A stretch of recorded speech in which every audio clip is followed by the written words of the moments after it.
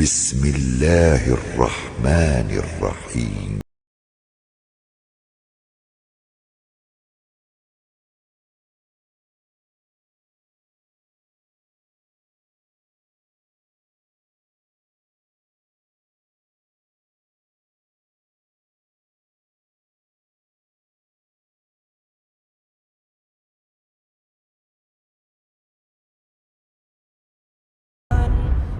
அஸ்ஸலாமு அலைக்கும் வரஹ்மத்துல்லாஹி வபரகாத்துஹு. நேயத்திற்குரிய எல்லாம் வல்ல அல்லாஹுவின் நல்லடியார்களே, அல்லாஹுவின் அருள் பொங்கும் புனிதம் நிறைந்த ரமலான் மாதத்தில் இஸ்லாம் கூறும் உளவியல் என்கிற தலைப்பின் கீழ் இஸ்லாமிய மார்க்கம் மனித மனங்களை செப்பனிடுவதற்கு கற்றுத்தருகிற பல்வேறு வழிமுறைகளை தொடராக நாம் அறிந்து வருகிறோம். அதிலே நேற்றைய தினம் இறுதியாக ஒரு குடும்பத்தில் கணவன் மனைவியருக்கிடையில் உண்டான பிரச்சனைகள் எழுவதற்கான காரணங்களும் அதை நாம் தீர்த்து கொள்வதற்கு என்னென்ன வழிமுறைகளை கடைபிடிக்க வேண்டும் என்பன குறித்த தகவல்களையும் நேற்றைக்கு நாம் இறுதியாக பார்த்திருக்கிறோம். அதற்கு அடுத்தபடியாக மனிதனுக்கு மிக பெரும் வலிகளை, துன்பங்களை, கவலைகளை ஏற்படுத்தி ஆறாத வடுக்களை மனித மனங்களில் உண்டாக்குகிற மிகப்பெரிய துன்பம் அவன் வாழ்வில் சந்திக்கிற துரோகங்கள்.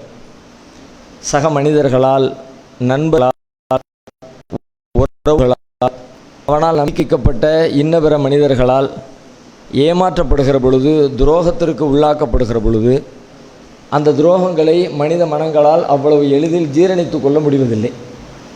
நான் எவ்வளோ நம்பினேன், இவனை இப்படி என்ன பண்ணிட்டானே, இவன் இப்படி ஏமாற்றுவான், நான் கற்பனை கூட பண்ணலையே என்று அப்படியே வாழ்நாள் முழுக்க புலம்பிக்கிட்டே இருக்கிறாங்க. அதுலேயும் சில பேருடைய வாழ்க்கையே அந்த துரோகங்களால் அழிந்து போய் விடுகிறது. முழுமையாக நம்பி அவர் கையில் தன்னுடைய வாழ்க்கையை, தன்னுடைய வாழ்வாதாரத்தை எல்லாத்தையுமே ஒப்படைச்சிட்டு உட்கார்ந்துருப்பார். ஆனால் ஒரு நிமிஷத்தில் கொஞ்சம் கூட இந்த மனுஷனை பற்றி யோசிக்காமல் தன்னுடைய சுயநலத்திற்காக வேண்டி அந்த மனுஷனை ஏமாற்றிட்டு மோசடி பண்ணிவிட்டு அவனுடைய நம்பிக்கைகளை எல்லாம் ஒன்றுமில்லாமல் சீரழிச்சிட்டு போயிடுற ஏராளமான மனிதர்கள் நம்மளை சுற்றி வாழ்ந்துக்கிட்டே இருக்கிறாங்க. எல்லா மனிதர்களும் அவர்களுடைய வாழ்க்கையில் சின்னதோ பெருசோ ஏதோ ஒரு வகையில் இந்த ஏமாற்றத்தை சந்திச்சுக்கிட்டே இருக்கிறாங்க. அப்படி சந்திக்காத மனிதர்கள் வாழ்க்கையில் இருக்க முடியாது.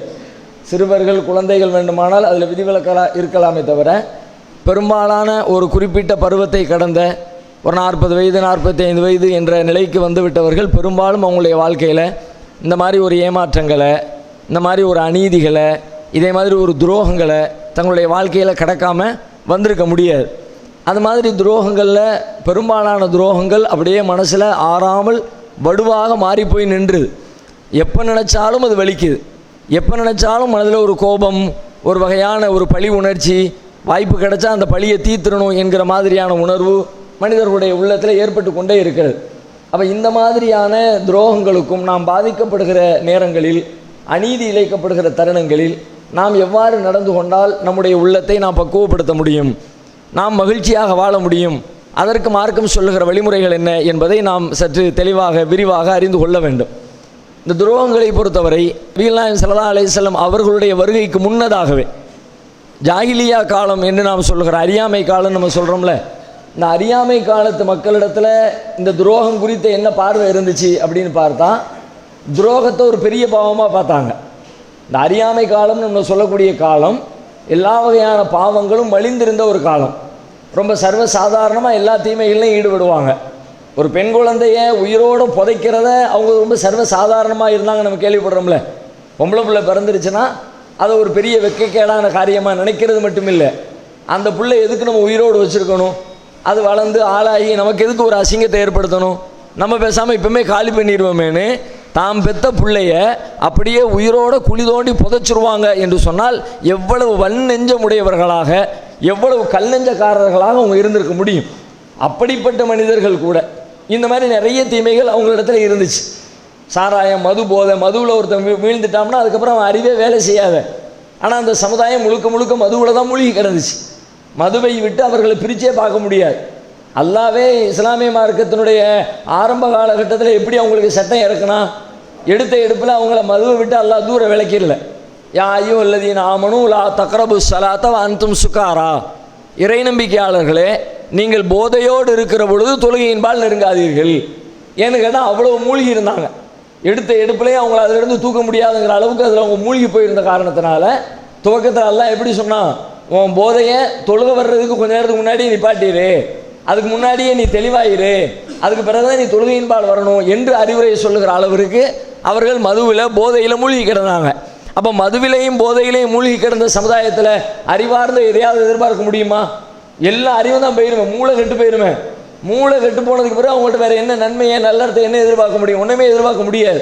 அப்படி கிடந்த ஒரு கூறுகெட்ட அறிவில்லாத முழுக்க முழுக்க அதனால தான் ஜாஹிலியா என்கிற சொல்லே பயன்படுத்தப்படுகிறது. அறியாமை, முழுக்க முழுக்க அறியாமை நிறைந்த ஒரு காலமாகத்தான் நபிகளாருடைய வருகைக்கு முந்தைய காலகட்டம் அரபகத்தில் இருந்துச்சு.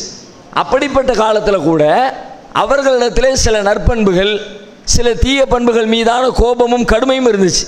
அப்படிப்பட்ட அவங்களுடைய வாழ்க்கையில் அவங்க வெறுத்த ஒரு காரியம், அவங்க ரொம்ப பாரதூரமாக நினச்ச காரியம் எது அப்படின்னு பார்த்தா இந்த நம்பிக்கை மோசடியை தான் பெருசாக நினச்சாங்க. அவ்வளவு பாவங்கள் தீமைகள் செஞ்சாலும் ஒருத்தன் நம்பிட்டாம்னா நம்பிக்கைக்கு நம்ம மாறு செய்யக்கூடாது, நம்மளை நம்பி வந்திருக்கான் அதுக்கு நம்ம துரோகம் பண்ணிடக்கூடாது என்பதில் அறியாமை காலத்து மக்கள் கூட ரொம்ப பிடிவாதமாக இருந்தாங்க. ஆனால் இன்றைக்கி அதுவெல்லாம் ரொம்ப சர்வசாதாரணமாக இருக்குது. எந்த காலத்து அறியாமை காலம்னு சொல்கிறோமோ அந்த காலத்து மக்கள் அடுத்தவனுக்கு துரோகம் பண்ணக்கூடாது, அடுத்தவனுடைய நம்பிக்கைக்கு கேடு செய்யக்கூடாது அப்படின்னு வாழ்ந்தாங்க. ஆனால் எந்த காலம் அறிவு பெருகிவிட்ட காலம்னு கொண்டாடப்படுகிறதோ, மனிதநேயத்தை பற்றி வாய்கிலேயே பேசப்படுகிறதோ, மனித உரிமைகள் எல்லா நாடுகளிலும் சட்டங்களாக நிலைநாட்டப்பட்டு விட்டது என்றெல்லாம் மனிதர்களால் சிலாகிக்கப்படுகிறதோ, அப்படிப்பட்ட 21ஆம் நூற்றாண்டில் அமானித மோசடி, நம்பிக்கை மோசடி, துரோகம், அநியாயம், அக்கிரமம் என்பது ரொம்ப சர்வ சாதாரணமாக போயிட்டு தான் நம்ம பார்க்குறோம். எல்லா இடங்களையும் நீக்கமர நிறைஞ்சிருக்கிறது.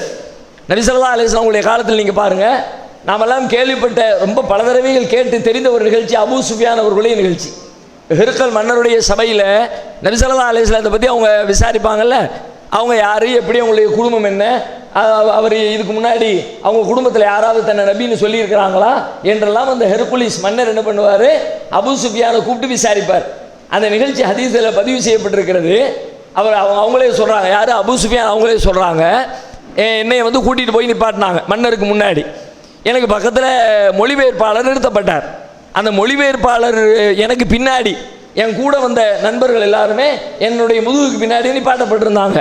அப்போ மன்னர் அவர்கிட்ட சொல்லி என்ற சொன்னார். என்ன சொன்னார், குல்லஹும் சாயிலுன் ஹாதா அன் ஹாதா ரஜுல். மன்னர் சொல்கிறாரு, இவர்கிட்ட நான் அவரை பற்றி கேட்க போகிறேன். யாரை பற்றி? முகம்மதை பற்றி கேட்க போகிறேன்.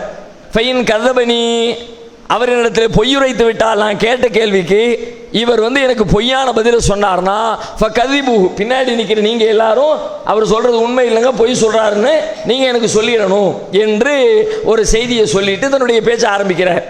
இப்போ பிற்காலத்தில் இந்த விஷயங்கள்லாம் நடந்து பல வருடங்களுக்கு பிறகு அபூ சுஃபியான் அவர்கள் இஸ்லாத்தை எல்லாம் ஏற்றுக்கொண்டதற்கு பிறகு இந்த நிகழ்ச்சியை பற்றி அவங்க சொல்லும்போது சொல்கிறாங்க, ஃபவல்லாஹி லவுலல் ஹயாவு அன் யஸிரு அலைய கதிபன், அல்லாஹ்வின் மீது ஆணையாக என்னை இவர்கள் பொய்ப்படுத்தி விடுவார்கள், பொய்யன்னு சொல்லிடுவாங்க அப்படிங்கிற பயம் மட்டும் எனக்கு இல்லைன்னு சொன்னால் இல்லை கதபுத்து அலை நபி ஸல்லல்லாஹு அலைஹி வஸல்லம் அவர்கள் மீது நான் பொய் உரைத்திருப்பேன்.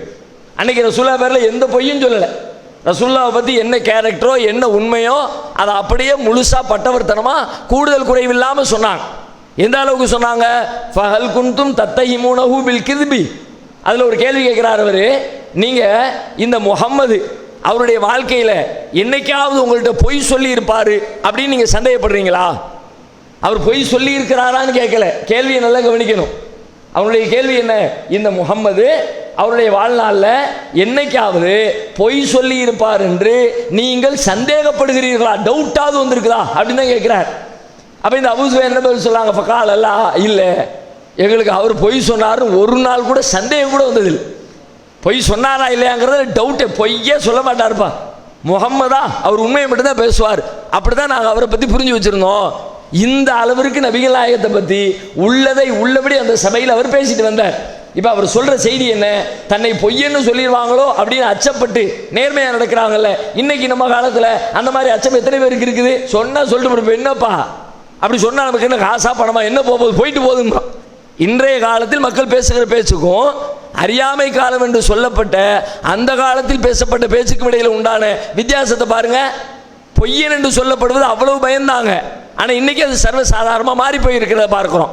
அதே மாதிரி ஒருத்தர் நம்பிக்கை, இவர் என்னுடைய பாதுகாப்பில் இருப்பார் அப்படின்னு ஒருத்தருக்கு ஒரு நம்பிக்கையை கொடுத்து, நீ ஏழுப்பா உன்னை நான் பாதுகாக்கிறது என் பொறுப்புப்பா அப்படின்னு ஒருத்தர் பொறுப்பெடுத்துக்கிட்டாருன்னா அந்த அவர் எடுத்த பொறுப்பை அவர் மட்டுமில்லை, அவரை சுற்றி இருக்கிற எல்லாரும் காப்பாற்றுறதுக்கு முயற்சி எடுப்பாங்க. அவர் தான் முடிவு எடுத்தார், இவருக்கு நான் பாதுகாப்பு கொடுக்குறேன்னு ஒருத்தர் முடிவு எடுத்தார். அவர் எடுத்த முடிவு அவர் காப்பாற்றினா ஓகே, அதுவே நியாயம், அதுவே நேர்மை, அதுவே தர்மம், அதுவே போதும். அப்படி செஞ்சாலே அவங்க நல்லவங்கன்னு அர்த்தம். ஆனால் அந்த காலம் எப்படி இருந்துச்சுன்னு கேட்டால், ஒருத்தர் இவருக்கு நான் அடைக்கலம் கொடுக்குறேன் அல்லது இவரை நான் பாதுகாக்கிறேன், இவர் என்னுடைய பொறுப்பின் கீழ் இருக்கிறார் அப்படின்னு சொன்னால் அந்த பொறுப்பை அவர் முறையாக நிறைவேற்றுவதற்கு அந்த சமுதாயம் முழுவதும் அவருக்கு சப்போர்ட் பண்ணுமா. அதையும் நம்ம ஹதீஸ்களில் பார்க்குறோம். நபி ஸல்லல்லாஹு அலைஹி வஸல்லம் காலத்தில் முஸ்லீம்களுக்கு எதிரான கொடுமைகள் அதிகரிச்சுக்கிட்டே போகிற நேரத்தில் அப்போது ஹபஷாவுக்கு, அபிசினியாவுக்கு மக்கள் எல்லாம் ஹிஜ்ரத் பண்ணி போய்கிட்டு இருக்கிறாங்க. ஒரு கட்டத்தில் அபூபக்கர் சித்திக் ரலியல்லாஹு அன்ஹு அவங்களும் ஹிஜ்ரத் பண்ணுறாங்க. நம்ம இந்த ஊரில் வாழ முடியாது, அல்லாஹ் வணங்க முடியாது, நிம்மதியாக நம்மளை இறை வழிபாடு செய்ய விட மாட்டேங்கிறாங்க, நம்மளும் வேணாம் அபிசீனியாவுக்கு போய் அந்த மக்களோடு சேர்ந்து அல்லாஹ்வுடைய மார்க்கத்தை கடைபிடிப்போம்னு சொல்லி அபூபக்கர் சித்திக் ரலியல்லாஹு அன்ஹு அவர்கள் அங்கிருந்து புறப்பட்டு ஹபஷாவுக்கு பயணப்படுறாங்க. போய்கிட்டே இருக்கும் பொழுது வழியில் ஒரு இடம், பர்குல் ஹிமாத் அப்படிங்கிற ஒரு இடம், அந்த இடத்துல வச்சு அபூபக்கர் சித்திக் அவர்கள் தங்களுடைய வீட்டுக்கு பக்கத்து வீட்டுக்காரர் ஒருத்தரை சந்திக்கிறாங்க. அவர் பேர் என்னன்னா இப்னு தகீனா. இந்த இப்னு தகீனா அபூபக்கரை பார்த்தோன்னே, என்ன அபூபக்கர் என்ன இங்கே நிற்கிறீங்க? அபூபக்கர் விவரத்தை எல்லாம் சொல்கிறாங்க. இல்லைங்க, நம்ம ஊரில் வாழ முடியலை, இபாதத்து செய்ய முடியலை, அல்லாஹ் வணங்க முடியலை, ரொம்ப எல்லாரும் குடைச்சல் கொடுக்குறாங்க, அதனால் நான் என்னுடைய இறைவனை வணங்குறதுக்காக நான் ஊரை விட்டு ஹிஜ்ரத் பண்ணி ஹபஷாவுக்கு, அபிசீனியாவுக்கு போகிறேன் அப்படின்ற விவரத்தை அபூபக்கர் சித்திக் அவர்கள் சொல்கிறாங்க. சொன்ன உடனே அந்த இப்னு தகீனா சொல்கிறாரு, உங்கள் பையன மசலக்க அபாபக்கர், அபூபக்கரே உங்களை மாதிரி ஆட்கள் லா யஹ்ருஜு வலா யுஹ்ரஜு, நம்முடைய ஊரில் இருந்து நீங்கள் வெளியே போகவும் கூடாது, உங்களை யாரும் வெளியே அனுப்பவும் கூடாது. ஏன்னா நீங்கள் சாதாரணமான ஆளா, எவ்வளவு நேர்மை, எவ்வளவு அவர் சொல்கிறார், ஃபைன்னக தக்ஸிபுல் மாதூம், இல்லாதவர்களுக்காக உழைத்து உழைத்து கொடுக்கிறவர்கள் நீங்கள், தசிலுர் ரஹிம, உறவுகளை எல்லாம் சேர்ந்திருக்கிறவர்கள் நீங்கள், தக்ஸிபுல் மாதூம், இல்லாதவர்களுக்கு உழைத்து கொடுக்கிறவர், தஹ்மீலுல் கல்ல, சிரமப்படுகிறவர்களின் சிரமங்களை சுமப்பவர்கள் நீங்கள், துக்ரியுல் லைஃப், விருந்தாளிகள் யாரேனும் வந்துட்டா அவங்கள ரொம்ப கண்ணியப்படுத்துகிறவங்க நீங்கள், துஈனு அலா நவாயிபில் ஹக்கு, உண்மைக்காக போராடுகிறவர்களுக்கு பக்கபலமாக நிற்கிறவங்க நீங்கள். இந்த அளவுக்கு நல்ல கேரக்டரோட நல்ல குணங்களோடு இருக்கிற நீங்கள் நம்ம ஊரை விட்டு வெளியேறலாமா? அல்லது உங்களை வேறு யாராவது வெளியேற்றத்தான் நான் சம்மதிப்பேனா? முடியாது, நீங்கள் வாங்க, நான் உங்களுக்கு அடைக்கலம் தர்றேன், உங்கள் மேலே யாரும் கை வைக்க முடியாது, நான் உங்களுக்கு பாதுகாப்பு தர்றேன்னு சொல்லிட்டு இப்னு தகீனா என்ன பண்ணுறாரு, அபூபக்கர் சித்திக் ரலியல்லாஹு அன்ஹு அவரை அழைத்து கொண்டு மக்காவுக்கு வர்றாரு. வந்து மக்கள்கிட்ட டிக்ளேர் பண்ணுறாரு, நான் இந்த அபூபக்கருக்கு பாதுகாப்பு கொடுத்துருக்கிறேன், என் பாதுகாப்பில் வந்திருக்கிறார், யாரும் அவர் மேலே கை வைக்கக்கூடாது, யாரும் அவரை எந்த டிஸ்டர்பும் பண்ணக்கூடாது, அவர் அவருடைய வீட்டில் இருப்பார், அவருடைய வழிபாடுகளை செய்வார், யாரும் அவருக்கு தொல்லை கொடுக்கக்கூடாது அப்படின்னு இப்னு தகீனா மக்களிடத்தில் அறிவிப்பு செய்கிறாரு. அந்த அறிவிப்பை ஏற்று மக்களும் அமைதி காக்கிறார். மக்களும் என்ன பண்ணுறாங்க, அவர் அமானிதம் கொடுத்துட்டாருப்பா, அவர் பாதுகாப்பு கொடுத்துட்டார், அந்த பாதுகாப்பை நம்ம உடைக்கக்கூடாது அப்படின்னு எல்லாரும் சேர்ந்து அதை கடைபிடிச்சாங்க. அப்போ நம்பிக்கை வைக்கப்பட்டால் அந்த நம்பிக்கை அந்த சமுதாயம் எப்படி காப்பாற்றுச்சு பாருங்க.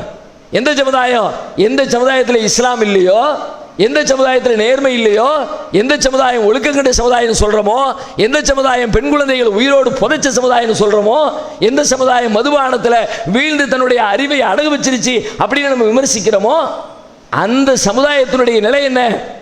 நம்பிட்டா அதுக்கு துரோகம் பண்ணவே மாட்டாங்க. அவர்களிடத்தில் ஒரு நம்பிக்கை வச்சாச்சா அந்த நம்பிக்கைக்கு மாற்றமாக ஒரு காலத்திலே அவங்க செயல்பட மாட்டாங்க என்றுதான் அந்த காலத்திலேயே கூட நம்பிக்கை மோசடி என்பது மிகப்பெரிய குற்றமாக, பாவமாக அந்த சமுதாயத்தால் பார்க்கப்பட்டுச்சு. ஆனால் இன்றைக்கு நிலைமை என்ன? நம்பிக்கை என்பது எந்த அளவிற்கு கேலிக்கூத்தாக மாறி போயிருக்கிறது. சர்வ சாதாரணமாக யாரை பார்த்தாலும் நம்பிக்கை இல்லாத பேச்சு, எவனை நம்புறதுனே தெரியலப்பா. எங்கள் எல்லா இடத்துலையும் பாருங்கள், ஒரு தொழில் செய்யக்கூடியவர்கள் எத்தனை பேர் நம்மகிட்ட வரக்கூடிய கஸ்டமர்கள் எல்லாம் ரொம்ப பக்காவாக இருக்கிறாங்க, ரொம்ப நேர்மையாக இருக்கிறாங்க, சொன்னபடி நடக்கிறாங்க, 10ஆம் தேதி பணம் தருவேன்னு சொன்னால் 9ஆம் தேதியை பணத்தை அனுப்பி வச்சுருக்காங்க என்றெல்லாம் தன்னை சுற்றி இருக்கிற மக்களில் பெரும்பாலானவர்களை பார்த்து நம்பிக்கையோடு இருக்கிறார்கள் என்று நம்பிக்கையை வெளிப்படுத்துகிறவர்கள் எத்தனை பேருக்கு முடியும்? யாருக்குமே முடியலையே. 5 ரூபாய்க்கு பிஸ்னஸ் பண்ணுறவங்களுக்கு முடியலை, 5 லட்சத்துக்கு பிஸ்னஸ் ஒருத்தனுக்கு முடியலை. யாரை கேட்டாலும் எப்பா அப்படிலாம் நம்பிடக்கூடாதுப்பா, அடுத்தவங்களை நம்பிடாத, எந்த புத்துல எந்த பாம்பு இருக்குன்னு தெரியாது, இந்த பேச்சு தானே. எங்கே பார்த்தாலும் இப்படிப்பட்ட நம்பிக்கையற்ற பேச்சுக்கள் தானே. ஆனால் உண்மையிலே ஒரு இஸ்லாமிய சமூகம் என்று எப்படி இருக்கணும்? இஸ்லாமிய சமுதாயத்தினுடைய எடுத்துக்காட்டு வாழ்வியல் எப்படி இருக்கணும்? முஸ்லீம்களா, நம்பிக்கைக்குரியவர்கள் அப்படின்னு நம்ம பேர் எடுக்கணும்ல. நாம கூட இன்னைக்கு அந்த பேர் எடுக்கலையே. நம்ம இடத்துல வந்து நம்முடைய நண்பர், நம்முடைய உறவுக்காரர் கெஞ்சி கேட்கிறார், காசு கொடுங்க, பணம் கொடுங்க. அவருடைய நெருக்கடி நல்லா தெரியுது. ஆனால் ஒரு கட்டத்தில் நெருக்கடியில் இருந்து வெளியே வந்தோன்னா நமக்கு இந்த பணத்தை தந்துருவார் அப்படின்னு நம்பி நம்முடைய தேவைக்காக, நம்ம பிள்ளையுடைய படிப்புக்காக, நம்முடைய குழந்தையின் மருத்துவத்திற்காக அல்லது நம்முடைய தாயின் தேவைக்காக ஏதோ ஒன்று வருஷம் 20 வருஷம் 30 வருஷம் சேர்த்து வச்ச காசு பணத்தை எல்லாம் கேட்கிறார், நெருக்கடியில் இருக்கிறார், தந்துருவார், கொடுக்கிறாரு, கையை விரிச்சிட்டு போயிடுறானுங்க. ஒரு மனிதர் 2 ஆண்டு காலமாக எனக்கு தெரிஞ்சு திருச்சியில் உலகம் தெரியாத மனிதர் வெளிநாட்டில் சம்பாதிச்சாரு. உள்நாட்டினுடைய நிலவரம், மக்களுடைய கொடுக்கல் வாங்கல், பொருளாதார மோசடி குறித்து எந்த ஞானமும் இல்லை. 20-25 ஆண்டு காலமாக உழைச்சி 12 லட்சம் ரூபாய் பணம் ஊரில் வந்து பிஸ்னஸ் பண்ணுறதுக்காக வேண்டி கையில் சேர்த்து வச்சிருக்காரு. 12 லட்சம். ஊருக்கு வந்த உடனே நண்பர் கேட்கிறாரு, 2 மாதம் டைம் கொடுங்க, அப்படியே கொடுத்துட்றேன், பெரிய நெருக்கடியில் இருக்கிறேன். நண்பர் மீது நம்பிக்கை வச்சு மொத்த 12 லட்சத்தையும் தூக்கி கொடுக்குறேன். 2 மாசத்துல நான் தந்துருவார. நமக்கு இன்னும் பிஸ்னஸ் அமையலையே, நமக்கு எப்படியும் பிஸ்னஸ் கடை பிடிச்சி நம்ம அதெல்லாம் பார்த்து ஃபைனல் பண்ணுறதுக்கு இன்னும் 4-5 மாதம் ஆயிருமே, சும்மா இருக்கிற பணத்தை தூக்கி கொடுப்போமே. 2 ஆண்டுகளாக சோற்றுக்கு ஜக்காத்து பணம் இருந்தால் கொடுங்க, ஹெல்ப் பண்ணுங்க. 2 வருடமாக அவரிடம் இருக்கிற பொருட்களை எல்லாம் விற்கிறாரு. வந்து கேட்கிறாரு, ஏதாவது பண்ணுங்க. ஒன்றுமே இல்லை, பிள்ளைங்க படிச்சுக்கிட்டு இருக்கிறாங்க, ஸ்கூலில் விட்டு எல்லாம் படிச்சுக்கிட்டு இருந்த ஸ்கூலில் இருந்தெல்லாம் எடுத்து அவங்கள இப்போ நம்ம கவர்மெண்ட் ஸ்கூலில் போட்டாச்சு. ஆனாலும் சின்ன சின்ன தேவைகள் இருக்குது, என்னால் பண்ண முடியல. இங்கே உள்ள சம்பளத்தை வச்சு என்னுடைய தேவைகளை பூர்த்தி பண்ண முடியல. எங்கள் அம்மாவுக்கு மருத்துவம் பார்க்க முடியல, என் மனைவியின் தேவைகளை பூர்த்தி பண்ண முடியல, வீட்டு வாடகை கொடுக்க முடியல, ஒன்றும் பண்ண முடியாத நெருக்கடியில் இருக்கிறேன், ஏதாவது ஹெல்ப் பண்ணுங்க. 12 லட்சம் ரூபாயை சம்பாதிச்சுட்டு ஒரு ஒரு மனிதன் மீது நம்பிக்கை வச்சு அவனுக்கு உதவி செய்யணுமே என்ற நல்லெண்ணத்தில் கொடுத்தவருடைய நிலை எப்படின்னா, எங்கு பார்த்தாலும் இப்படித்தானே. எத்தனை பேர் வாங்கின கடனை முறையாக உருப்படியாக திருப்பி கொடுக்குறவங்க எத்தனை பேர்?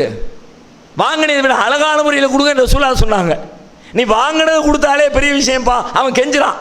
இன்னும் சொல்ல போனால் பல பேர் இப்படி, சரி வாங்கினதில் ஏதோ கொஞ்சத்தை தள்ளுபடி பண்ணிட்டு கொடுங்குறான். 10,000 ரூபா வாங்கினியா, 2,000 ரூபாய் கழிச்சுக்க, ஒரு 8,000 கொடு. இன்னும் பேரம் பேச ஒரு 5,000 கொடுறா, ஒன்றுமே இல்லாமல் போகிறதுக்கு. என்ன வியாபாரம் பண்ணி இழந்திருக்கானா? அவனிடத்தில் கொடுக்கல் வாங்கல் பண்ணி இழந்து எப்படி இழந்தா? ஒன்றுமே இல்லைங்க. அவனுக்கு ஹெல்ப் பண்ண போய், அம்மா இந்த மோசடி இல்லையா, நம்பிக்கை மோசடி இல்லையா, இந்த நம்பிக்கை மோசடியை ஏற்க முடியுமா? இப்படி ஒரு சமுதாயம் இருக்கலாமா? ஒரு கணவன் மனைவிக்கு இடையில நம்பிக்கை மோசடி சர்வ சாதாரணமா எத்தனையோ குடும்பங்களை பார்க்குறோம். வர்றாங்க, கல்யாணம் முடிக்கிறாங்க, ஒரு குறிப்பிட்ட காலத்துக்கு பிறகு இங்கே இருக்கிற பணங்களை எல்லாத்தையும் சுருட்டிக்கிட்டு ஓடி போன எத்தனையோ பெண்கள், எத்தனையோ ஆண்கள். வரதட்சணையாக வாங்கினது, மாமனார் வீட்டில் வச்சிருந்தது, எல்லாத்தையும் அள்ளி முடிஞ்சுக்கிட்டு தான் முன்னர் காதலித்த பழைய காதலனோடு காதலி தப்பி ஓட்டம். அதே மாதிரி இங்கேயும் நடக்குது. ஆம்பளையும் அதே மாதிரி பண்ணுறான். பெண்ணு வீட்டுக்கு போய் எல்லாத்தையும் இருந்து குடும்பத்தில் ஒன்றுக்குள்ள ஒன்றாக மாறி கணவன் மனைவிங்கிற அந்த பந்தத்தில் இணைஞ்சு சில மாதங்களுக்கு அவங்களோட ஒருத்தராக இருந்து ஒரு குறிப்பிட்ட காலத்துக்கு பிறகு மனைவியுடைய நகை, மனைவியுடைய சொத்து, மனைவி சார்பில் இருந்த எல்லாத்தையும் அள்ளிக்கிட்டு எங்கேயோ போய் கண்காணாத இடத்துல எங்கே இருக்கான்னு தெரியல. கடைசியில் பார்த்தா வேற ஏதோ ஒரு ஊரில் போய் வேற ஏதோ ஒரு பொம்பளை கல்யாணம் பண்ணிக்கிட்டு அங்கே உட்கார்ந்துருக்காங்க. கேட்டால் அந்த பொம்பளை நமக்கு சரி வர மாட்டேங்கிறான். நீ மட்டும் சரியா இருக்கிறியா? அந்த பெண் எனக்கு சரியில்லைன்னு அவன் மேல குறை சொல்றியப்பா, நீ யோக்கியமா? நீ சரியா? நீ செய்த செயல் சரியா? மார்க்குமே எப்படி சொல்லுது? 2 பேர் கல்யாணம் முடிச்சு சேர்ந்து வாழ முடியல அப்படின்னு ஒரு கட்டம் வந்து ஆம்பளைக்கு பிடிக்கலன்னு வச்சுக்குவோம். ஆம்பளைக்கு என்ன சொல்லுது? நீ கொடுத்த பணத்தை திரும்ப கேட்க கூட. உனக்கு முடியல, இல்லை நீ தானே போற, தலாக்கு சொல்லிட்டு போறது நீ தானே, கொடுத்த பணத்தை திரும்ப கேட்காத, நீ போய்கிட்டே இரு, வேற வேலையை பார்த்துட்டு போ. பொம்பளைக்கு என்ன சொல்லுது? பொம்பளை வந்து கேட்குற, இல்லை இவரோட என்னால் வாழ முடியாது அப்படின்னா அவர் கொடுத்த திரும்ப அவர்கிட்ட கொடு. இதில் ஒரு மோசடி வந்துடக்கூடாது. இதை வைத்துக்கொண்டு யாரும் ஏமாற்றவோ தில்லுமுள்ளு செய்யவோ வாய்ப்பை உண்டாக்கிவிடக் கூடாது. அதனால பொம்பளை கேட்டா வாங்கின காசை திரும்ப கொடு, ஆம்பளை கேட்டா கொடுத்ததை திரும்ப கேட்காத, கொடுத்ததாக விட்டுட்டு போய்கிட்டே இரு. எங்க எப்படி எல்லாம் இருக்குங்க மோசடி, நினைச்சு பார்க்க முடியாது. கண்கள் அப்படியே ரத்த கண்ணீர். சில பேர் வாழ்க்கையை தொலைச்சி நிற்கிறான். நம்பிக்கை மோசடினா பல வகைகளில், 1-2 இல்லை, பல ரூபத்தில். சில பேர் வருவான், வெளிநாட்டில் சம்பாதிச்சுட்டு வர வேண்டியது இங்கே உள்நாட்டில் ஒருத்தன் தொழில் பண்ணிக்கிட்டு இருப்பான். எப்படா ஊரில் போய் செட்டில் ஆகும் என்ன செய்யலாம் யோசிச்சுக்கிட்டு இருக்கிற ஃப்ரெண்டுகிட்ட வந்து ஐடியா கேட்பான். இவர் ஒரு தொழில் பண்ணிக்கிட்டு இருப்பார், தொழிலில் பொருளாதாரத்துக்கு நெருக்கடியாக இருக்கும். அவர் சொல்லுவார், நீ ஒன்றும் கவலைப்படாத, எனக்கு இந்த தொழிலில் அக்கு வேறு ஆணி வேற எல்லாம் தெரியும், எங்கே பூந்து எப்படி வரலாம், எப்படி லாபம் எல்லாம் தெரியும். பைசா வச்சிருக்கல, முதலீடு நீ போடு, உழைப்பை நான் போடுறேன். அங்கே சம்பாதிச்சது வீட்டில் சம்பாதிச்சது சொந்த வீடு வச்சிருப்பான், இன்னும் அட்வான்ஸ் கொடுக்க பத்தலை, அல்லது சரக்கு எடுக்க பத்தலை, எல்லாத்தையும் நம்ம தான் வியாபாரம் பண்ண போகிறோமே, சம்பாதிக்க போகிறோமே, சம்பாதிச்சு திரும்ப வாங்கிக்கலாம் அப்படின்னு எல்லாத்தையும் விற்று வாடகை வீட்டில் குடியேறிட்டு மொத்த பணத்தையும் கொண்டு கொடுத்து வியாபாரத்தை ஆரம்பிடா அப்படின்னா 2 வருஷம் கழிச்சு தலைமையில துண்டு.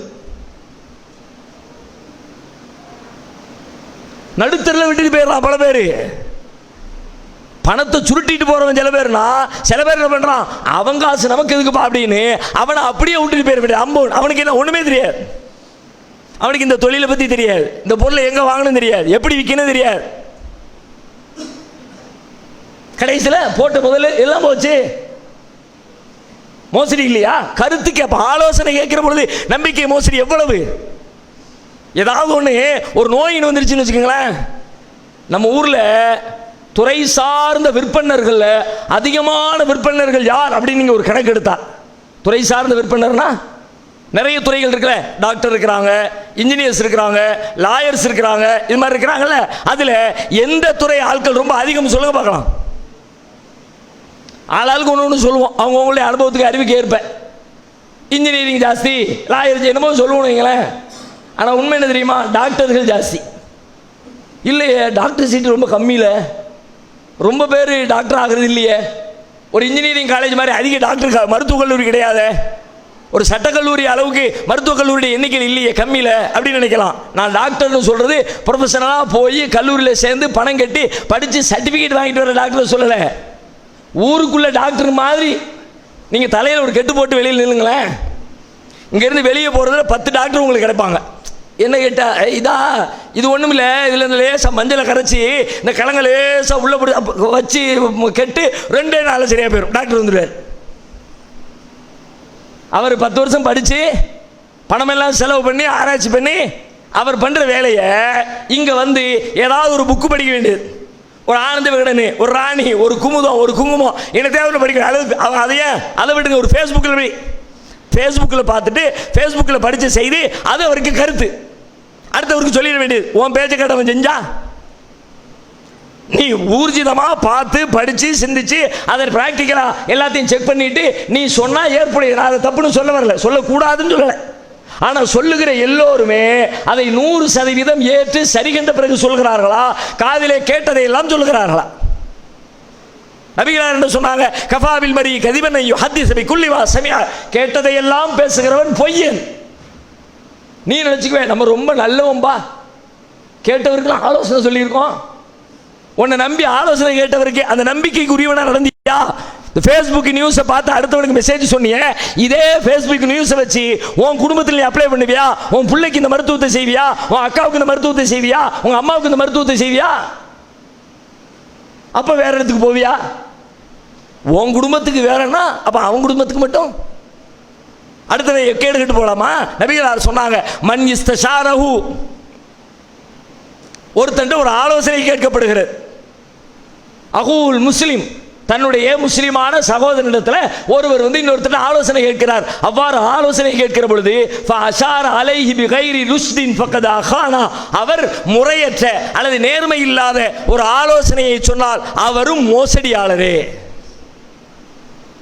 மோசடிங்கிறது கரன்சியில் மட்டும் இல்லை, வாங்கின கடனை திரும்ப கொடுக்காம ஏமாத்துறதுல மட்டும் இல்லை, பக்கத்து வீட்டில் இருக்கிற நிலத்தில் ஒரு ஜா நிலத்தை சேர்த்து கட்டிக்கொள்வதில் மட்டும் இல்லை, அடுத்தவருக்கு நீங்கள் சொல்லுகிற ஆலோசனையில் கருத்தில் நேர்மையற்றவராக அல்லது நியாயமற்ற முறையிலே காதில் கேட்டதையெல்லாம் ஏதோ கருத்து என்ற பெயரில் ஆலோசனை சொன்னால் நபிகளார் சொல்லுகிறார்கள், அவரும் மோசடி செய்தவர். இதை நம்ம மோசடி பெட்டியில் வச்சிருக்கோமா? யோசிச்சிருப்போமா என்னைக்காவது? இதனால் எத்தனை பேர் வாழ்விழந்து ஒருத்தரிடத்தில் தனிப்பட்ட முறையில் தன்னுடைய நண்பர்களோடு சில விஷயங்களை பகிர்ந்து கொள்வதை போல எல்லோரிடமும் எல்லோரும் எல்லாவற்றையும் பகிர்ந்து விட முடியாது. நீண்ட நாள் நண்பன் என்கிற பெயரால் தன்னுடைய நண்பனிடத்தில் தன்னுடைய உள்ள கிடக்கையை பகிர்ந்திருப்பான். அடுத்த நாளே ஊருக்கெல்லாம் வந்துடும். ரகசியமாக சொல்லியிருப்பான். மோசடி இல்லையா? அமானித மோசடி இல்லையா? நம்பிக்கை மோசடி இல்லையா? செல்போனில் உரையாடல் உடனே ரெக்கார்ட் பண்ணி வச்சு அடுத்த நாள் பஞ்சாயத்தை கூட்டிட வேண்டியது. பார், ரெக்கார்டிங்கே இருக்கியான்ட்டு ஆதாரம். ரெக்கார்டு பண்ணும்போது சொன்னியா நீ செய்தியை நான் ரெக்கார்ட் பண்ணி வைக்கிறேன், உடனே அடுத்து வியாக்கியானம் என்ன? ரெக்கார்டு பண்ணினாலும் பண்ணாட்டியும் உள்ளதை பேச வேண்டியதானே? அது இருக்கட்டும்பா, உள்ளதை தான் பேசணும், அதில் மாற்றுக்கிறது கிடையாது. ஆனால் நீ செஞ்சது யோக்கியமா? நீ செஞ்சது சரியா? உன்னை அவன் நம்பியதற்கு நீ கொடுத்திருக்கிற கைமாறி நியாயமா? ஒரு 2-3 ஆண்டுகளுக்கு முன்னாடி நியூஸ் 7 தொலைக்காட்சியிலே பணியாற்றிய செந்தில்வேல் அப்படிங்கிற ஒரு நெறியாளர், சென்னையில் அவரை சந்திப்பதற்கு ஒரு வாய்ப்பு. அவர் இருக்க இடத்துக்கு பக்கத்தில் போயிருந்தோம். பக்கத்தில் இருக்கிறோம், பேசுவோமா, சந்திக்கலாமா அப்படின்னு கேட்டோம். ஒரு 10 நிமிஷத்தில் எங்கே இருக்கிறீங்கன்னு கேட்டு அங்கே இருக்கிற இடத்துக்கு வந்துட்டார். கிட்டத்தட்ட ஒரு 1 மணி நேரம் சமூகத்தை குறித்து ஒரு உரையாடல். நாங்கள் ஒரு 2-3 பேர் இருந்தோம், அவர் ஒருத்தர் இருந்திருந்தார். நிறைய உண்மையிலே அந்த செய்தி தனியாகவே மக்களுக்கு சொல்லப்பட வேண்டிய விரிவாக ஒரு பெரிய கருத்தரங்கத்திற்கு ஒரு மனிதன் ஒரு குறிப்பை தயாரித்து விட்டு வந்தால் எப்படி தகவல்களோடு 1 மணி நேரத்தை அது கலைப்பானோ அதுபோல அவரோடு நடைபெற்ற அந்த 1 மணி நேர உரையாடல் இஸ்லாமிய சமுதாயத்தினுடைய ஸ்கேன் ரிப்போர்ட்டை போல இருந்துச்சு. நம்மை மற்றவர்கள் எப்படி பார்க்கிறார்கள், மற்றவர்களுடைய பார்வையில் நம்முடைய சமுதாயத்தின் நிலை என்னவாக இருந்தது என்பதை எல்லாம் அப்பட்டமாக புரிய வைக்கிற அற்புதமான ஒரு உரையாடல். அதில் இடையில ஒரு செய்தியை சொன்னார். அப்பொழுது கொரோனா பீரியடு, தப்லீக் ஜமாத் மேட்ரு பரபரப்பாக ஓடிக்கிட்டு இருந்த நேரம். தப்லீக்காரங்க பரப்பி விட்டாங்க, வச்சுட்டாங்க. அவங்கள்ட்ட இருந்து தான் கொரோனா வந்துச்சுங்களா, கிளப்பி விட்டானுல. ஊரெல்லாம் முஸ்லீம்களுக்கு எதிரான ஒரு சிந்தனை ஓடிக்கொண்டிருந்த அந்த தருணம், அந்த அந்த நிகழ்வு முடிஞ்ச நேரம். அப்போ ஒரு ஆடியோ ஒன்று லீக் ஆச்சு. அது என்ன ஆடியோ? புதிய தலைமுறையில் வேலை செய்யக்கூடிய ஒருத்தரிடத்தில் ஒரு முஸ்லீம் ஒருவர், அவருடைய நண்பர் ஒருவர் உரையாடுகிறார். உங்களை பல பேருக்கு நினைவு இருக்கலாம். ரொம்ப பரவலம், அதுவும் குறிப்பாக முஸ்லீம் சமுதாயத்தில் ஏதோ சமுதாயத்தின் மேலே இருக்கிற அக்கறையில் எல்லாத்தையும் கொண்டு போய் சேர்ப்போம்டா அப்படின்னு ஆளுக்கு போட்டி போட்டு குறிப்பு போட்டு ஷேர் செய்யவும் ஷேர் செய்யவும் ஷேர் செய்யவும், வாட்ஸ்அப்புகளில் ஷேர் செய்யவும், ஃபேஸ்புக்கில் ஷேர் செய்யவும், பார்த்தவெல்லாம் அமைக்கிக்கிட்டே இருந்தான் பட்டான ஷேரிங். யார்? முஸ்லீம்கள். அதில் என்ன, நள்ளிரவு 1 மணி 1:30 மணி இருக்கும். அந்த புதிய தலைமுறை தொலைக்காட்சியில் வேலை பார்க்குறவருக்கு அவருடைய ஃப்ரெண்டு ஃபோனை போடுறார். ஃபோனை போட்டு கேட்குறார். முதல்ல நல்ல முறையாக நல்லா விசாரிக்கிறார். வீட்டில் தங்கச்சி எப்படி இருக்கா, பிள்ளை எப்படி இருக்கிறான், மருமகன் ஸ்கூலுக்கு போகிறானா வைக்கானா, அப்படியெல்லாம் ஒரு உறவு பாராட்டி நல்ல வார்த்தைகளை பேசிட்டு புதிய தலைமுறையில் நியூஸ் போட்டியில் அந்த நியூஸை செக் பண்ணுவீங்களா இல்லையா, உங்களுக்கு மேலே இருக்கார் அதை பார்ப்பாரா பார்க்க மாட்டாரா, அவரை பற்றி இந்த நியூஸ் வந்தால் இந்த மாதிரி தான் எதையுமே கவனிக்காமல் அது ஊருக்குள்ளே பரப்புவாரா அப்படின்னு அவருக்கு மேல் இருக்கிற நெறியாளரை குறித்து, யார் வேலை செய்கிறாரோ நண்பரோ, நண்பருக்கு மேலே இருக்கிறவரை பற்றி கழுவி கழுவி கழுவி கழுவி ஊத்துறாரு, திட்டுறாரு, கடும் வார்த்தைகளை பேசுறாரு, கடுமையான கேள்விகளை சமுதாயத்தின் சார்பில் இருந்து முன்வைக்கிறார்.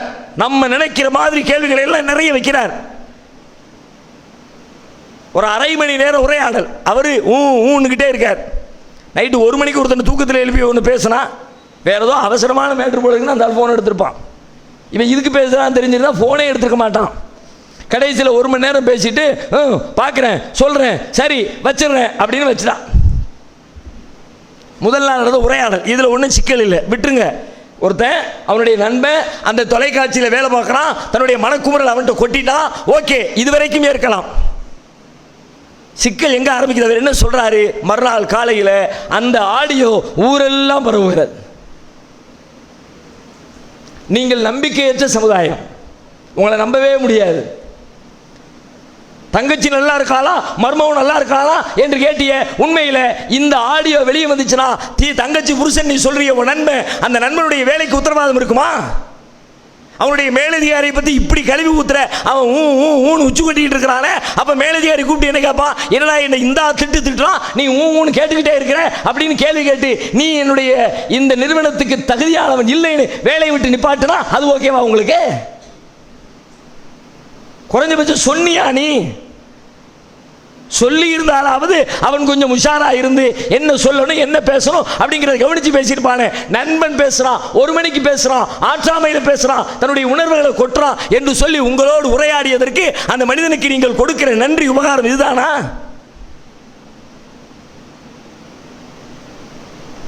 சமூகத்திற்கு அவப்பெயர் இல்லையா? இதை எப்படி மற்றவங்க பார்க்குறாங்கன்னு பாருங்க. நமக்கு குதூகலமாக இருக்கு, நம்மால் கேள்வி கேட்டான்டா.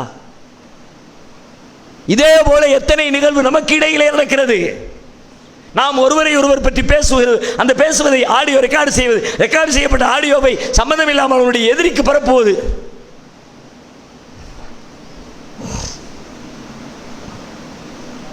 அமானித மோசடி குறித்து அல்லாஹ்வுடைய மார்க்கம் அவ்வளவு எச்சரிக்கிற. உன்னை நம்பினதுக்கு எவ்வளவு மன அழுத்தத்தில் அவன் செய்யக்கூடாது. அது ஒரு பக்கத்தில் செய்யப்பட்டால், நான் பாதிக்கப்பட்டால், நான் ஒருவனை நம்பி அவன் எனக்கு மோசடி செய்து விட்டு சென்றால் என்னுடைய நிலை என்ன, என்னுடைய மனநிலை என்ன, எனக்கு ஏற்படுற கவலை, துன்பம், இயலாமை, பலவீனம் அது எவ்வளவு, அதிலிருந்து எப்படி மீண்டு வர நிறைய அறிவுரைகள் சொல்லுது. முதல்ல இது மாதிரி அமானித மோசடி செய்யாதே என்பதற்குரிய அறிவுரைகள். அதை செஞ்சா என்னென்ன கேடு ஏற்படும், அதிலிருந்து நீ விலகிக்க. அது ஒரு பக்கத்தில். இன்னொரு பக்கத்தில் பாதிக்கப்பட்டு நிற்கிறவனுக்கு, மன உளைச்சல் ஆளாகி நிற்கிறவனுக்கு அதுக்கு ஒரு செய்தியை சொல்லுது. என்ன சொல்லுது? துரோகம் இழைக்கப்பட்டுட்டியா, அநியாயம் செய்யப்பட்டுட்டியா, அதை நினச்சி நினச்சி நினச்சி இப்படி பண்ணிட்டானே இப்படி பண்ணிட்டானே இப்படி பண்ணிட்டானே அப்படின்னு நினச்சிக்கிட்டே இருக்கிறதுனால உனக்கு என்னப்பா லாபம்? உன்னால் வெளியே வர முடியல. நினைக்கும் போதெல்லாம் கோபம் வருது, டென்ஷன் வருது. அதுவும் வாழ்க்கையை தொலைச்சவன், வருமானத்தை தொலைச்சவன், வாழ்வாதாரத்தை எல்லாத்தையும் தொலைச்சிட்டு உட்கார்ந்துருக்காமனா அவனுக்கு கேட்க வேண்டிய அவசியமே இல்லை. நினைக்கும் போதெல்லாம் அப்படி பிபி ஏறுது. பிபி ஏறுனா ரத்த கொதிப்பு கூடுனா உடம்புல நோய் வேற வருது. அப்ப என்ன செய்ய? கொஞ்ச நேரம் அமைதியாக உட்கார்ந்து திங்க் பண்ணு. இதுக்கு என்ன வழி, என்ன தீர்வு? ஒண்ணுமே இல்லை. இதுல இருந்து வெளியே வந்தா தான் நீ பீஸ்ஃபுல்லா இருக்க முடியும், நீ அமைதியா இருக்க முடியும். உன் அமைதிக்கு அவனை விட்டுரு. வாழ்க்கை முதல்ல உனக்கு. ஓன் வாழ்க்கையை நீ வாழணும்னா, ஓன் வாழ்க்கையை நீ மகிழ்ச்சியாக கழிக்கணும்னா, ஓன் குடும்பத்தோடு நீ நிம்மதியாக இருக்கணும்னா முதல்ல உன் உள்ளத்துக்குள்ள இருக்கிற இந்த அழுக்கை, இந்த கசரை தூக்கி வெளியில போடணும். உனக்கு அநியாயம் பண்ணிட்டான், சரி இப்போ என்ன பண்றது? அநியாயம் பண்ணிட்டான் பண்ணிட்டான் பண்ணிட்டான் நினச்சிக்கிட்டே இருந்தா சந்தோஷமாயிருமா? நினச்சிக்கிட்டே இருந்தா துக்கம் இல்லப்பா. நினச்சிக்கிட்டே இருந்தா கவலை இல்லை. அப்போ என்ன பண்ணு? அதை உள்ளத்திலிருந்து தூக்கி போடு. எப்படி தூக்கி போடு? முதல்ல உனக்கு எவன் அநியாயம் பண்ணி இருக்கிறானோ அவனை மனசார மன்னிக்கணும்னு முடிவு. பெரிய முடிவு, சாதாரண முடிவு இல்லை. சாதாரணம் இல்லை, மார்க்கமே சொல்லு சாதாரணம் இல்லை. ஆனால் எதுக்கு சொல்கிறோம்? உனக்கு தானே, ஓ நன்மைக்கு தானே. அவன் நன்மைக்கு சொல்ல, அவன் செஞ்சிட்டான், அவன் எங்கேயோ போயிட்டான். நீ மனசுக்குள்ள வச்சுக்கிட்டே இருக்கிறதுனால யாருக்கு கேடு? அவனுக்கா உனக்கா? அவன் செஞ்ச துரோகம் ஒரு பக்கத்தில், நீ நினைச்சு நினைச்சு புழுங்கி புழுங்கி உன் உடம்புல உனக்கு ஏற்பட்டிருக்கிற வலிகளும் வேதனைகளும் நோய்களும் ஒரு புறத்தில். ஏன்பா ரெட்டை துன்பத்தை நீ அனுபவிக்கிறாய்? தூக்கி தூர போடு. என்ன தூர போடு? நான் மன்னிச்சிட்டேன்னு சொல்லு. போ, அல்லாஹ் எனக்கு இதுக்கு பிரதிபலனை தருவான், இதுக்கு நன்மை மறுமையில் தருவான். நபிகள் சொல்றாங்க, மா யுசீபுல் முஸ்லிம மின் நஸபின் வலா வஸபின் வலா ஹம்மின் வலா ஹுஸ்னின் வலா அதன் ஹத்தா யகுஹா இல்லா கஃபரல்லாஹு பிஹா ஹதாயா. ஒரு முஸ்லிமை வந்து அடைகிற எந்த துன்பமாயினும், சின்ன துன்பமோ பெரிய துன்பமோ, சிறுகவலையோ பெருகவலையோ, அவனது காலில் குத்துகிற முள் உட்பட அவன் சந்திக்கிற எந்த துன்பமாக இருந்தாலும் எல்லா துன்பத்திற்கும் பகரமாக அவன் ஒரு பாவம் இல்லை. உனக்கு ஒரு துன்பம் தான், பெரிய கவலை தான், அதுக்கு அல்லாஹ்விடத்தில் உனக்கு பிரதிபலன் இருக்குன்னு நினச்சிக்க, உன் மனசு சாந்திப்படுத்தும். ரெண்டாவது என்ன பண்ணு? நான் மன்னிச்சிட்டேன், அதை பற்றி நான் நினைக்க போகிறதில்லை, பேச போகிறதில்லைன்னு முடிவெடு. அமைதியாக ஒரு 1/2 மணி நேரம் உங்கள் எல்லார் வாழ்க்கையிலும் இருக்கும். வெகு சிலருக்கு அப்படி நினச்சி பார்க்குற செய்தி இல்லாமல் இருக்கலாம். ஆனால் பலருடைய வாழ்க்கையில் இந்த மாதிரி துரோகங்களை, அநியாயங்களை, அக்கிரமங்களை சந்திச்சு வாழ்க்கையில் அப்படி இருந்தா இப்படி ஆயிட்டனே, இவ்வளவு பெரிய நெருக்கடிக்கு என்ன தள்ளி விட்டானே அப்படின்னு நீங்க நினைச்சு பார்க்குற யாராவது ஒருத்தர் 2 பேர் இருப்பான்ல, அவனை பற்றி ஒரு 1/2 மணி நேரம் தனியாக உட்காந்து திங்க் பண்ணுங்க.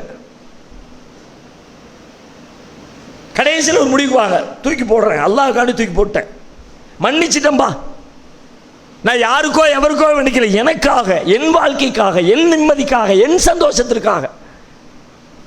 உள்ள இருக்கிற குப்பையை அழுக்க தூக்கி கடாசுனா நிம்மதியா போகலாம். நபிகளார் வாழ்க்கையில சந்திக்காத துரோகமா? ஆனால் நபிகள் நாயகம் அவர்கள் தன் வாழ்நாள் முழுத நிம்மதியை தொலைத்தார்களா? அவர்கள் எத்தனை துரோகம் நம்ம வாழ்க்கையில 60 வருஷம் 70 வருஷம் வாழ்க்கையில 4 துரோகம் 5 துரோகம் பெருசா நினைக்கிற மாதிரி இருக்கும். ஆனால் நபிகளாருடைய வாழ்க்கையில நாளுக்கு நாள், மாதத்துக்கு மாதம், ஆண்டுக்கு ஆண்டு எத்தனை துரோகிகளை சந்திச்சாங்க. எந்த துரோகியுடைய வாழ்க்கையை நினைச்சு கவலைப்பட்டு அப்படியே யோசிச்சு ரசூலுல்லாஹ் அப்படியே டென்ஷன் ஆகி பிபி கூடி வாழ்க்கையில் ஒரு இருந்துச்சா? அன்பளிப்பு தர்றேன்னு ஒரு பொம்பளை வந்து கொடுத்தா. என்ன கொடுத்தா?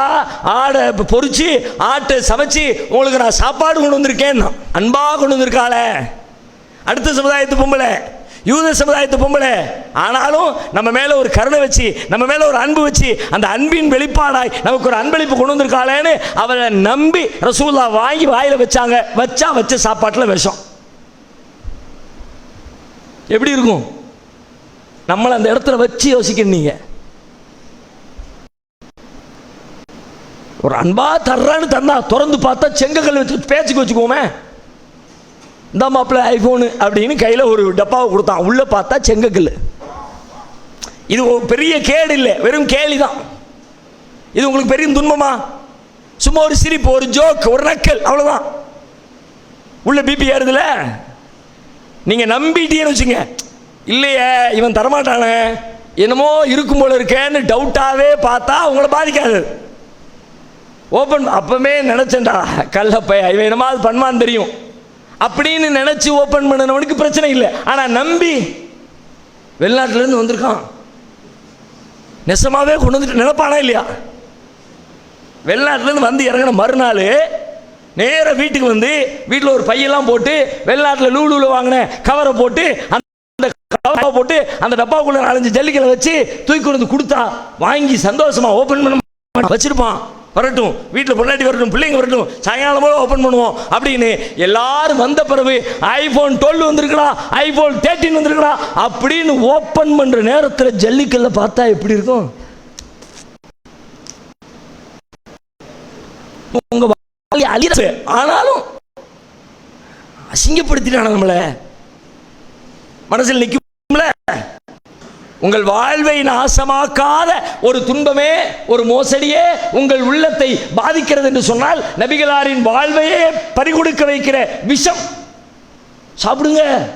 ஐயோ நல்ல தந்திருக்கா, வாயில தூக்கி அல்லாஹ் காட்டி கொடுத்துட்டான், அதனால சொல்ல தப்பிச்சாங்க. அல்லாஹ் காட்டி கொடுக்க போய் வாயில வச்ச ரசூலுல்லாஹ் அதோட நிப்பாட்டிட்டு தோழர்களை பார்த்து சொன்னாங்க, எப்பா யாரும் சாப்பிடாதீங்க, அதில் என்னமோ மிஸ்டேக் இருக்குது, மேட்ரு என்னமோ கலந்துருக்காம போல இருக்குது அப்படின்னு எல்லாத்தையும் நிப்பாட்டி உஷார்படுத்திட்டாங்க. உயிர் போயிருந்தா வழி தாங்க முடியுமா? ஆனால் இப்படி நடந்துச்சே, நடந்தது குறித்து நபிகளார் எந்த அளவிற்கு அதற்கு முக்கியத்துவம் கொடுத்தார்கள். மோசடி தான், அநியாயம் தான், துரோகம் தான், தாங்க முடியாதுதான். ஆனால் அடுத்த நிமிஷமே பொம்பளையை கூப்பிட்டாங்க, விவரத்தை கேட்டாங்க. அவ தெனாவட்டா பதில் சொன்னா, ஆமா உங்களை கொலை பண்ணத்தான் நான் விஷம் வச்சு கொடுத்தேன் அப்படின்னு. சஹாபாக்களுக்கு தாங்க முடியல. நபி ஸல்லல்லாஹு அலைஹி வஸல்லம் விடு கல்லி வெள்ளி போகுது, போமணி போமாட்டான். முடியுமா? முடியாது. ஆனா முடிஞ்சதுனால தான் ரசூலுல்லாஹி ஸல்லல்லாஹு அலைஹி வஸல்லம் வாழ்நாள் முழுக்க வந்த எல்லா பிரச்சனைகளையும் அசால்ட்டா கிடந்தார்கள். இதை ஒன்று தூக்கி வச்சிருந்தா ஒரு வருஷத்துக்கு இதே நிற்கும், எங்கேயும் சாப்பிட போக முடியாது. யார் வீட்டுக்கு கூப்பிட்டாலும் என்னது, ஏதாவது காக்கையை கூப்பிடு, பூனையை கூப்பிடு, கொஞ்சம் சாப்பாடு வச்சு பார்ப்போம், சாவுதா இருக்கான்னு பார்ப்போம். இன்னைக்கு நம்ம ஊரில் பிரதமருக்கு ஜனாதிபதிக்கெல்லாம் வச்சிருப்பாங்க பார்த்தீங்களா, அவங்க சாப்பாடு அதுக்கு முந்தைய சாப்பிட்டு பார்க்கறதுக்கு ஆட்கள், அவங்களாம் டெஸ்ட் பண்ணி அதுக்கு ஒரு குறிப்பிட்ட பிரதமருக்கு ஜனாதிபதிக்கு சாப்பாடு போகும். ஏன் அந்த டயத்தில் ரியாக்ஷன் என்ன ஆகுது? உள்ள போன சாப்பாடு உண்மையா பொய்யா, உள்ளுக்குள்ள எதுவும் கலந்துருக்கா? ஒவ்வொரு நேரத்துக்கும் காலை சாப்பாட்டுக்கு, மதிய சாப்பாட்டுக்கு, நைட்டு சாப்பாட்டுக்கு. நபி ஸல்லல்லாஹு அலைஹி வஸல்லம் உடனே தூக்கி போட்டாங்க. அதனால அடுத்த நிமிஷம் ஃப்ரீ ஆயிட்டாங்க. அதை நினைச்சு ஒரு நாள் கூட, ஏன் ஒரு மணி நேரம் கூட நபிகளார் இப்படி பண்ணிட்டானப்பா அப்படின்னு பேசலையே. சஹாபா நாங்களாம் கூடி உட்கார்ந்து அப்படி ஒரு ஹதீஸ் இருக்கா, இவ வந்துட்டு போயிட்டா, கொடுத்துட்டு போயிட்டா, அதுக்கப்புறம் அசர் தொழுகை முடிஞ்ச உடனே உட்கார்ந்து ஆளாளுக்கு கோபம் தாங்கல, என்ன ரசூலா அப்படின்னு நாங்க பேச, ஆமாப்பா அப்படின்னு ரசூலா பதில் சொல்ல, அப்படியே ஒரு செய்தி உண்டா? ஏன் இல்ல? அடுத்த நிமிஷம் தூக்கி போட்டாங்க.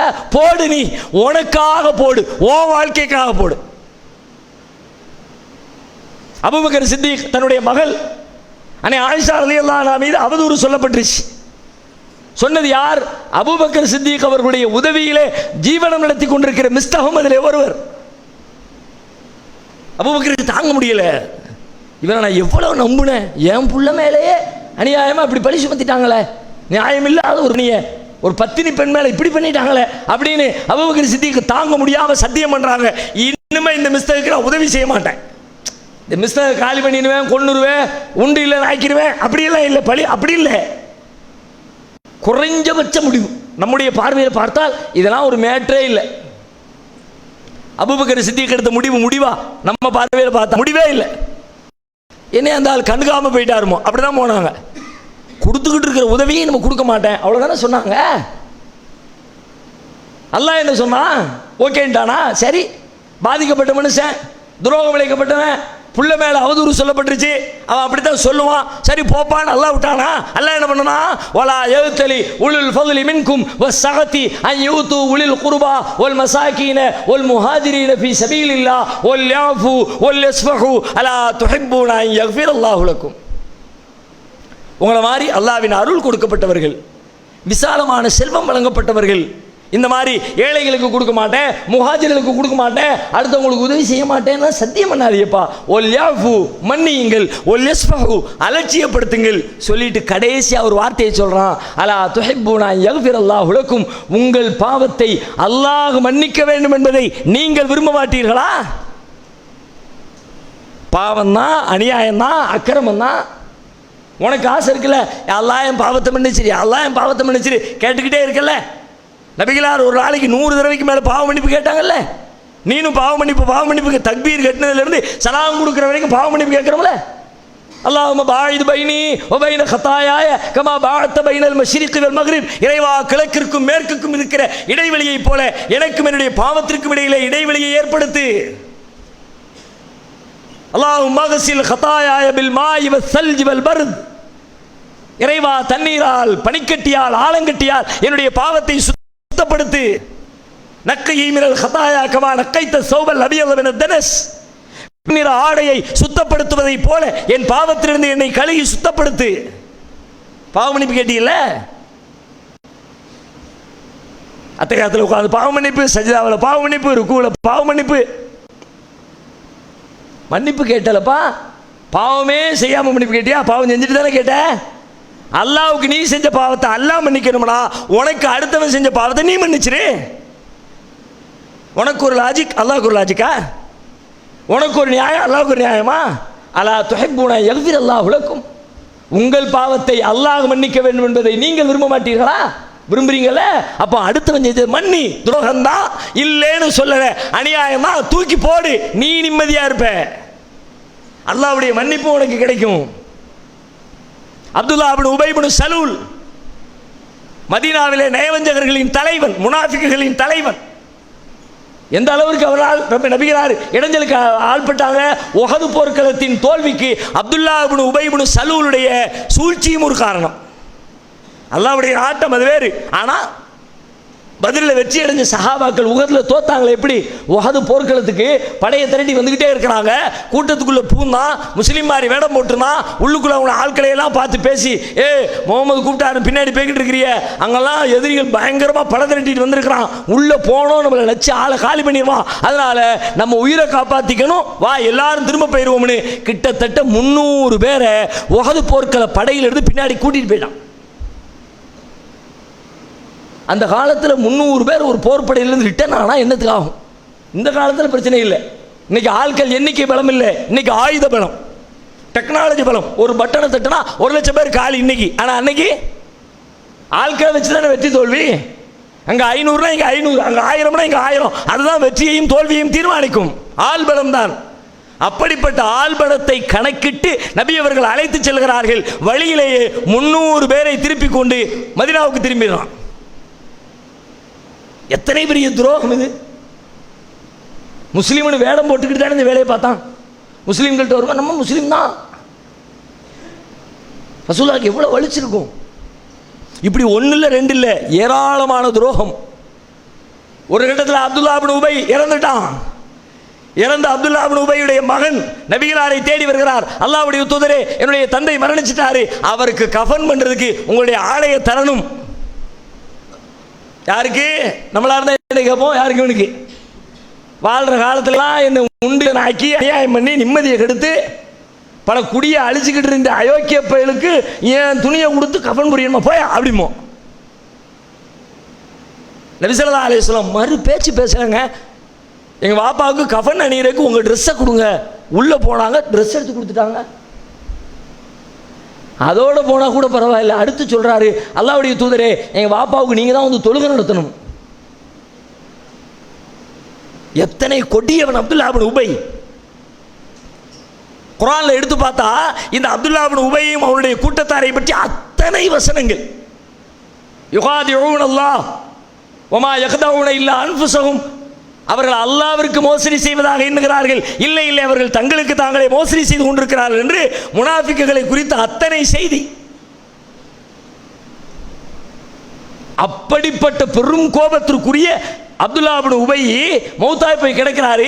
மகன் வந்து சொல்றாரு, எங்க வாப்பாவுக்கு நீங்க தான் ஜனாசா தொழுகை நடத்தணும், பாவ மன்னிப்பு கேட்க வரணும்னு கூப்பிடுறாரு. ஒரு சின்ன சலனம் இல்லை, சட்டையை போட்டு கிளம்பிட்டாங்க. சரி வா தொழுகை நடத்துவோம். வழியில் அபூபக்கர் சித்திக் நிப்பாட்டிட்டாங்க ரசூலுல்லாஹ். அல்லாஹ்வுடைய தூதரே எங்க போறீங்க? அப்துல்லா இப்னு உபைக்கு தொழுகை நடத்தவாம யார் தெரியும்ல, அவன் நமக்கு பண்ணி இருக்கிற கொடுமை தெரியும்ல, அவனால் நமக்கு ஏற்பட்டிருக்கிற இழப்புகளும் துன்பங்களும் தெரியும்ல, அந்த அயோக்கியனுக்கு போய் தொழுகை நடத்த போறீங்களே எப்படி? சொன்னதோடு விடலை, குர்ஆன்ல இருந்து ஒரு வசனத்தை ரசூலுல்லாஹ் ஓதி காட்டுறார். அல்லாஹ்வுடைய தூதரே நீங்க அவனுக்கு பாவ மன்னிப்பு தேட முடியாது. ஏன் தெரியுமா? குர்ஆன்ல அல்லாஹ் சொல்றான், இஸ்தக்ஃபிர் லஹும் அவ் லா தஸ்தக்ஃபிர் லஹும் இன் தஸ்தக்ஃபிர் லஹும் 70 மர்ரத்தன் ஃபலை யக்ஃபிரல்லாஹு லஹும். நீர் அவர்களுக்கு பாவ மன்னிப்பு தேடும், அவர்களுக்கு பாவ மன்னிப்பு தேடாமலும் 70 தடவைகள் பாவ மன்னிப்பு தேடினாலும் அவர்களின் பாவத்தை அல்லாஹ் மன்னிக்க மாட்டான் என்று குர்ஆன்ல சொல்லிட்டானே. அல்லாஹ் மன்னிக்க மாட்டேன்னு சொன்னதுக்கு பிறகு நீங்க என்ன போய் பாவ மன்னிப்பு கேட்க போறீங்க? கருணையே வடிவான காருண்ய நாதர் அண்ணலம் பெருமகனார் ஸல்லல்லாஹு அலைஹி வஸல்லம் பதில் சொல்றாங்க, உமரே அல்லாஹ் என்ன சொன்னான்? அல்லாஹ்வுடைய வார்த்தைகளை மீறி நான் செல்வேனா? அல்லாஹ் சொன்ன செய்தி என்ன? நீ 70 முறை பாவ மன்னிப்பு கேட்டாலும் நான் மன்னிக்க மாட்டேன் என்று சொன்னான். ஆனால் நான் 70ஐ தாண்டி அல்லாஹ்விடத்தில் மன்னிப்பு கேட்கிறேன். என்னுடைய துஆவால், என்னுடைய பாவ மன்னிப்பு கோரிக்கையால் அவருடைய பாவம் மன்னிக்கப்படும் என்று சொன்னால் 70 தானே அல்லாஹ் தடை செஞ்சான், நான் 80 கேட்கிறேன். நான் 90க்கு எப்படிங்க முடியும்? முடிஞ்சுது. அதனால தான் நபிகளார் வாழ்நாள் முழுக்க நிம்மதியோடு, வாழ்நாள் முழுக்க மகிழ்ச்சியோடு. ரசூலுல்லாஹ்வுடைய வாழ்க்கையில் டென்ஷன் இருந்துச்சா, டிப்ரெஷன் இருந்துச்சா, மன அழுத்தம் இருந்துச்சா? அல்லாஹ்வுடைய தூதர் வாழ்ந்த வாழ்க்கையோடு கம்பேர் பண்ணனா நம்ம வாழ்க்கை ஒண்ணுமே இல்லை. ஆனா நம்ம ஒரே டென்ஷனா இருக்கு, ஒரே எரிச்சலா இருக்கு, ஒரே கோபமா இருக்கு, என்னமோ மாதிரி இருக்கு. அப்படி என்னப்பா உனக்கு வந்துருச்சு? நபிகளார் சந்தித்ததை போல மதீனாவின் 10 ஆண்டு கால வாழ்க்கை முழுவதும் போர்க்களம் போர்க்களம் என்று எதிரிகளை போர்க்களத்திலே சந்தித்துக் கொண்டிருந்தீர்களா? எப்பொழுது பார்த்தாலும் எதிரிகளின் விமர்சனங்களை காதுகளில் வாங்கிக் கொண்டே இருந்தீர்களா? யூதர்களாலும் கிறிஸ்தவர்களாலும் கேளிக்கைக்கும் கிண்டலுக்கும் ஆளாக்கப்பட்டு கொண்டே இருந்தீர்களா? இல்லையே. ஏன்னா பெரிய டென்ஷனு. ஏன் ரசூலுல்லாஹ் இவ்வளவு ஹாப்பியா இருக்க முடிஞ்சிச்சுன்னா, உள்ள வந்ததை, இழைக்கப்பட்ட துரோகத்தை அந்த நிமிஷமே தூக்கி போட்டுட்டு நான் மன்னிச்சிட்டேன்பா அப்படின்னு போய்கிட்டே இருந்தான். அந்த முடிவை நீங்கள் எடுத்தால் உங்கள் வாழ்க்கையில் நீங்கள் நிம்மதியாக இருப்பீர்களா? அவனுக்கு சொல்லலை, உங்களுக்கு அநியாயம் பண்ணனான, அக்கிரமம் பண்ணான, உங்களை ஏமாத்தினான, உங்களுக்கு மோசடி பண்ணனானே, உங்களுக்கு அப்படி செய்கிறேன் இப்படி செய்கிறேன்னு சொல்லிவிட்டு உங்களை ரூட்டில் விட்டுட்டு போனானே, அவனுக்கு நல்லது செய்கிறதுக்காக வேண்டி மன்னிக்க சொல்லலை, உங்கள் வாழ்க்கையை சந்தோஷமாக்கிக்கிறதுக்காக மன்னிங்க. அதை பற்றி நினைக்க மாட்டேன், அதை பற்றி பேச மாட்டேன், அதை தூக்கி போட்டேன், அவ்வளோதான், முடிஞ்சிச்சு. மூட்டை கட்டி தூக்கி போட்டுட்டேன்னு சொல்லுங்க, அதில் உறுதியாக நில்லுங்க, அதை நீங்கள் நம்புங்க, உங்கள் வாழ்க்கை மகிழ்ச்சி ஆகும். அது மட்டும் இல்லை, இதற்கு முன்னால் வாழ்ந்த வாழ்க்கையில் இந்த துரோகம், அநியாயம், அக்கிரமம் செய்த மனிதர்களை பற்றியே எப்பொழுது பார்த்தாலும் பேசிக்கொண்டே இருக்காமல் அதுக்கு எதிர்மறையாக நடந்தவர்களை பற்றி பேசுங்கள், சிந்தியுங்கள். நம்ம எதை நினைக்கிறோமோ, திரும்ப திரும்ப யோசிக்கிறோமோ, அதுதான் நம்ம உள்ளத்தை ஆட்டு வச்சுக்கிட்டே இருக்கும். அப்போ நம்ம எதை நினைக்கணும்? அநியாயம், அக்கிரமம், துரோகம், ஏமாத்து, பழிவாங்குதல் அப்படியே சிந்திக்காம நல்ல மனிதர்கள், சந்தோஷப்பட தகுந்த வாழ்க்கை, பெரும் தியாகம், பெரிய அர்ப்பணிப்பு, அற்புதமான நியாயம், பிறருக்காக உதவிய, இந்த மாதிரி செய்திகளை நினைச்சு பாருங்க, மனசுப்படும். நபிகளார் முந்தைய காலத்து வரலாறுன்னு சொன்னாங்களே, குகைவாசிகள் வரலாறு என்ன சொல்லுது? குகைவாசிகள் வரலாறு 5 ரூபா காசு கிடைச்சா அடுத்தவனுக்கு மோசடி பண்றியடா? வேலைக்காரன் வேலைக்குரிய கூலியை வாங்காமல் போனவனுக்கு ஆட்டு மந்த மாட்டு மந்த ஒட்டக மந்தன்னு அவன் காசுல இருந்து வந்த எல்லா செல்வத்தையும் எல்லாம் உனக்குத்தானு கொடுத்தாரடா. யோசிப்பாரு. இதை நினைக்கும் பொழுது நம்மளும் அது மாதிரி இருக்கணுமே உள்ளத்தில் வரும். தப்பு செய்யறதுக்கு வாய்ப்பு கிடைக்காதா அப்படின்னு தேடி துருவி அடைஞ்சுக்கிட்டு இருக்கிற நேரத்தில் எல்லா வாய்ப்பும் வந்ததுக்கு பிறகு அல்லாஹ்வை பயந்துக்கன்னு சொன்ன உடனே 5 நடிங்க அந்த தப்புல இருந்து தன்னை விடுவிச்சுக்கிட்டாரு அப்படின்ற வரலாற்றை கேட்கும் பொழுது நம்மளும் இந்த மாதிரி தவறுகளில் விடக்கூடாது அப்படிங்கிற எண்ணம் உள்ளத்துக்குள்ள வரும். கடந்த கால வரலாறுன்னு சொன்னது எதுக்கு? அது எல்லாம் இந்த எண்ணத்தை உண்டாக்குறதுக்கு. ஒருத்தர் இன்னொருத்தருக்கு ஒரு நிலத்தை வித்தார். ரசூலுல்லாஹ் சொல்றாங்க, முந்தைய காலத்தில் ஒருத்தர் இன்னொருத்தருக்கு ஒரு நிலத்தை வித்தார்.